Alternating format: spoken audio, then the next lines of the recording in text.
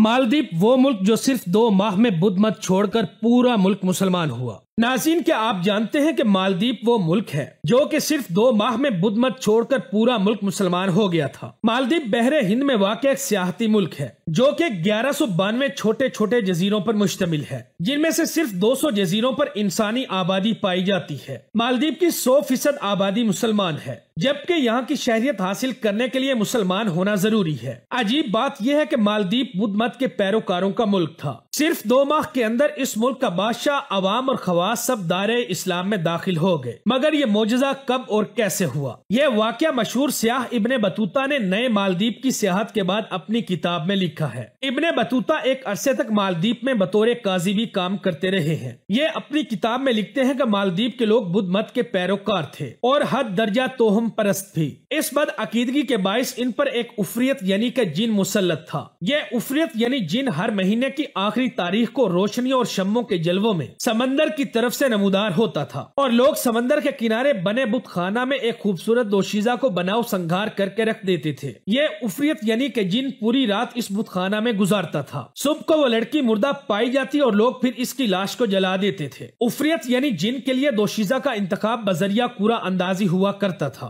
और इस बार कूरा अंदाजी में एक बेवा बुढ़िया की बेटी का नाम निकल आया, जिस पर उस बुढ़िया का रो रो कर बुरा हाल हो चुका था। गाँव के सभी लोग बुढ़िया के इर्द गिर्द जमा थे। दूर से आए इस मुसाफिर यानी इब्ने बतूता ने भी बुढ़िया के घर का रुख किया। इसके इस्तफसार पर इसे सब कुछ बताया गया कि उफरियत यानी जिन के मुजालिम कितने ज्यादा बढ़ चुके हैं। मुसाफिर इब्ने बतूता ने बुढ़िया को तसल्ली दी और एक अजीब ख्वाहिश का इजहार किया कि आज रात आपकी बेटी की जगह मुझे बुत खाने में बिठा दिया जाए। पहले तो ये तमाम तर लोग खौफ के मारे ना माने कि कहीं उफरियत यानी कि जिन नाराज ना हो जाए और इस सूरत में इनका अंजाम बहुत बुरा हो सकता है। लेकिन मरते क्या न करते सब लोग राजी हो गए। मुसाफिर ने वजू किया और बुतखाने में दाखिल होकर कुरान मजीद की तिलावत शुरू कर दी। उफरियत यानी जिन आया और कभी भी वापस ना आने के लिए चला गया। लोग सुबह सवेरे बुतखाने के बाहर जमा हो गए ताकि मुर्दा लाश जलाई जा सके, लेकिन मुसाफिर यानी इब्ने बतूता को जिंदा देखकर सब लोग सकते में आ गए। नाज़रीन, आप लोगों को बताता चलूं कि यह मुसाफिर मशहूर मुस्लिम दाई, मुबल्लिग और सियाह अबू अल बरकात बरबरी थे। अबू बरकात की आमद और उफरियत यानी कि जिन से 2-2 हाथ होने की खबर जंगल में आग की तरह फैल गई। बादशाह ने आपको शाही एजाज के साथ अपने दरबार में बुलाया। शेख अबू बरकात ने बादशाह को दीन इस्लाम की दावत दी। बादशाह ने इस्लाम कबूल कर लिया और यूं सिर्फ 2 माह के अंदर मालदीव के सारे लोग बुद्ध मत से ताइब होकर मुसलमान हो चुके थे। ये 1314 की बात है। इस मुबल्लिग और दाई ने मालदीव को अपना मस्कन बना लिया, लोगों को कुरान और हदीस की तालीम दी, हजारों मस्जिदें तामीर की और यहीं पर वफात पाई और इसी मट्टी में ही दफन हुए। कहने को अबू अल बरकात बरबरी एक शख्स थे,